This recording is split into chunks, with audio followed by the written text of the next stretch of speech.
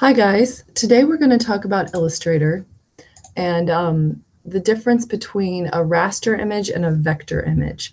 So I want to show you a few different examples here from things that I've done to give you just kind of an overview of raster versus vector and when you want a raster image and when you want a vector image, especially when you're doing design work. So a vector image is what Illustrator is best for. It's what you create vector images with Illustrator, and those are they have an infinite resolution. So, for example, I have here this is like a stamp that I made for a company that I did some freelance work for a while back, and it's for this funny.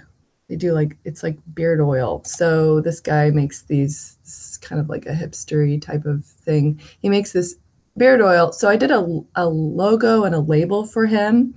And I wanted a natural feel to it. But when you do a logo, you need to be able to make it into a vector image so it can be scaled. So it has that infinite resolution.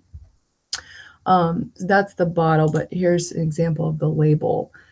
It looks kind of handmade, and actually it is handmade, but it's been converted to a vector image. So you'll see here, I carved this by hand, but then I scanned it in and I kind of cleaned it up a little bit on Photoshop, so it was pretty flat and high resolution. And a linoleum block print is a great type of artwork to use in Illustrator because it's already really flat. You already have just inked areas and plain areas. But still, when I zoom in, look at that. It's super pixelated. So that's a raster image. It's just a bunch of pixels.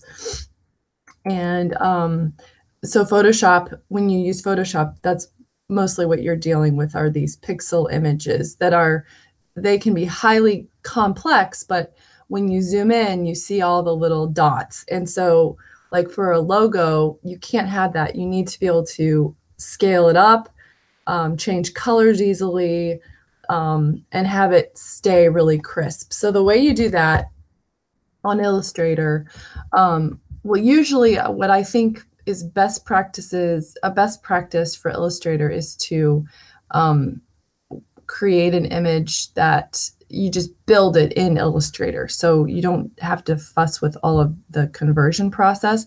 But there are times, like for this image, there are times when you want something that looks more handmade and then convert it. So you need to know how to do that. So when I have this, I imported this. It's just a JPEG. I just went to File, Open, and I opened this image. And so it's already open. And I did a default trace on it. Well, I'm going to show you how to do it. Just the default trace. You go down to Object, Image Trace, and then just make. I'm just going to say Make and Expand. If I just do Make, it will convert it, but it won't allow me to separate the colors. So I'm going to do Make and Expand. And there you go. Okay, so you can see instantly that it is now an infinite resolution. So all of the pixels have been converted to paths, and they're mathematically defined curves that the computer just generates based on the closest paths that it can guess from your pixels. So the more of a crisp black and white or single color and white image that you have, the more easily it will convert it. And that's close to what I wanted. Now on my actual logo that I made for him, I wanted it a little bit more handmade. So you'll see if I zoom in here. Let's see if I can zoom in. Well, this is actually a JPEG of it, so it's not going to give a good indication. Yeah, this is low resolution JPEG, but there's a file version of this that's a PDF, and it looks like this, but I adjusted it a little bit so that it would have more of a handmade feel. So this does look like a block print, but it looks a little bit like a computerized block print. So you can adjust those. Let's do a Control-Z, get it back to that.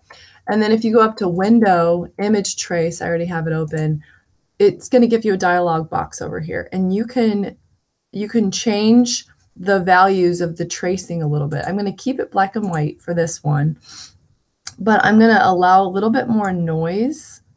So it's going to maybe not be so crisp. I'm going to look, let's see, I'm going to keep the corners about where they are. It tells you what each one is. Higher value means tighter fit. I'm going to do a slightly higher value.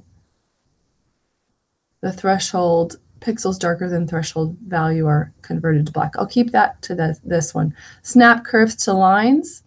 I'm going to not do that. So it'll be a little bit more curved. Now let's go ahead and trace and see what it does. It's going to look a little bit different. And it's actually still pretty similar.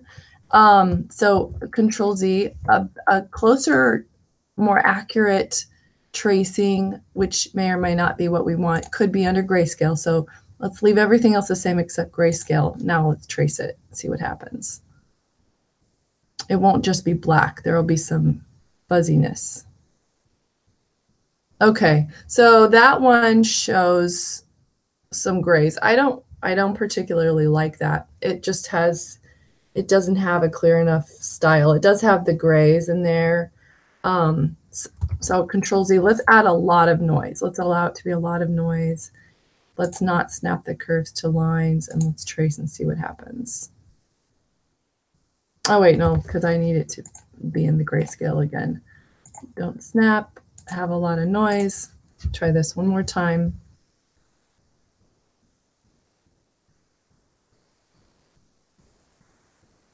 It's more fuzzy. So I think on this one, the default really was the best. So I'll have you practice with a few different examples. But again, the best type of image to import and trace is going to be a pretty black and white one.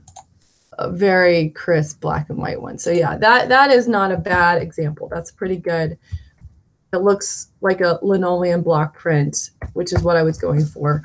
Now, what if you did something completely different? So here's a different image that I made for a friend for her counseling website.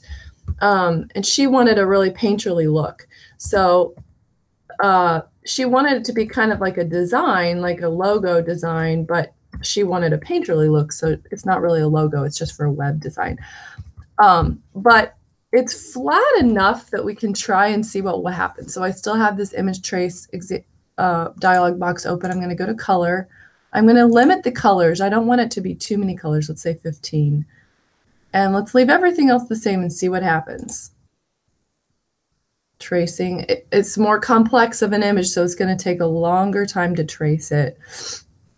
And this is I'll just tell you right now, it's not a good idea to try to make a watercolor image into a vector image. It just like, there's really no point. I mean, there may be rare situations in which you want to do that if you keep it an extremely high quality, but look at that. It just looks, oh, it just looks terrible. It's just terrible. The computer doesn't know what to do with that level of complexity. So it makes something like that. So I'll let you try different settings with that, just to hit home to you why you should not use complex images for converting to a vector. Here's kind of it. Let's see. This one would be a good one for you to try. I won't even show you how to do it. You'll use what you learned on here. And I think this would be an excellent type of one because it's very simple. It's already black and white. And here's another one that's a little in between. It is watercolor, but I made it really flat when I painted it by hand. And it's the kind of thing that might look okay as sort of a vector design. So if I select it, make sure I have it selected. It's really big. Let's try color on this one. And let's limit the colors somewhat here. Not snapping curves to lines. I want there to be some curves. Let's keep the noise pretty low. Trace it, see what happens. It's going to take a long time again because it's really big. And I'll be curious to see what happens. So this one I didn't do anything with it on Photoshop first. Okay. This could be okay if we flattened it more. But this is the kind of situation when you have to ask yourself, is it worth it to import the file, or would it be better just to draw it on Illustrator? This is the kind of style that Illustrator works well for, with like kind of a graphic variable line kind of a thing. But if you did need to import something like this, you would need to clean it up. So I'll show you how to do that. If you go, so right now we've converted it, but it hasn't been expanded, so you can't separate anything on there. So what you need to do is go to Expand, Object, and Fill. Say, okay, that's the default. And you see all these little dots. That's just showing you the separations between the colors. But the real hassle here is how to clean up the colors, because then you have to just select them and then remove them to the, that's just removing it to the gray background. You can see, oh, it's a giant hassle. You don't really want to do that. So the easier thing to do would be select, go to Select, Same, Fill, and Stroke, or Appearance. If we do that, we can, it's all selected. We can just remove it. Well, that wasn't, maybe something that's a little bit more similar. Let's try Fill and Stroke. That's not enough similar. It's didn't really remove very much. So this is a hassle. When you have a situation like this, you should probably open the image in Photoshop first.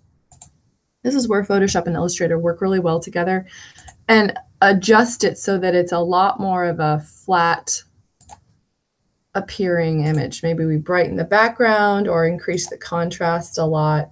Not that bright. Increasing the contrast kind of flattens it a little bit. And then we can use the magic wand tool and select everything that is maybe higher value here. Everything that's okay. I want it to just be a plain background. See if that works. Whoa, that did not work. I don't know what just happened there. Weird. So, I'll have to figure that out later. But what I did do here at least is reduce just the background grayness. I can do that some more here. Shift, fill it all in, fill it in, fill it in. There's a few different ways to do this. So I'm just going to go to my paint bucket tool and paint it white. It's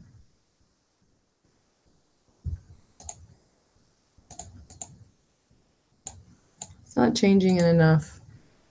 Okay, I don't like that very much. I'll just increase the contrast more and the brightness more. Say okay, and now if I save, I'll save this as a copy. Go to, okay. Let's see, what should I just call it? Girls. All right, now if I open this one in Illustrator, so this was kind of disastrous. I don't want to save the changes. Open. Go down to this one. Now let's see how it looks when I try to trace it. Select this. Let's do a color. Let's do low noise, low corners. Don't snap the curves. Keep it to like, let's keep it to like 6 colors. See what happens. I'm trying to simplify it so it will look better as a vector image. Yeah. Again, I mean, that's fine. I still think it would be a lot better to just manually go in and draw usually. But sometimes you may have a situation where you don't have the time for that, or, it just doesn't make sense. So sometimes this works. I actually don't mind it too much. I kind of like it. All right, so you get the idea. And your first assignment is going to be to go into the Google Classroom, and you'll see the 3 images. I want you to make them all into vectors using the methods I just showed you, like this one. will be one of them. And try to make it as smooth and beautiful as you can, especially the ones that lend themselves to it. So this one and this one. The other one, just do it to get a sense for like where it can go wrong. But you can play with the settings. So you've got color, grayscale, and black and white, and you've got all these different options here. You'll have to click on this advanced to see them, but it really matters. Like these make a huge difference. So then you'll need to go and let me go back to this one. I'm going to expand this. Okay. And I would like you to go to File, Save As, and save these as PDF files. Those can be edited in Illustrator, and then they can also be viewed outside of Illustrator, even when they're like a vector image. So save that. You'll see another little window pop up. Leave these settings as they are, they're good, and save PDF. And then upload those 3 different PDFs to the assignment, the first assignment. And I think that that is all for today.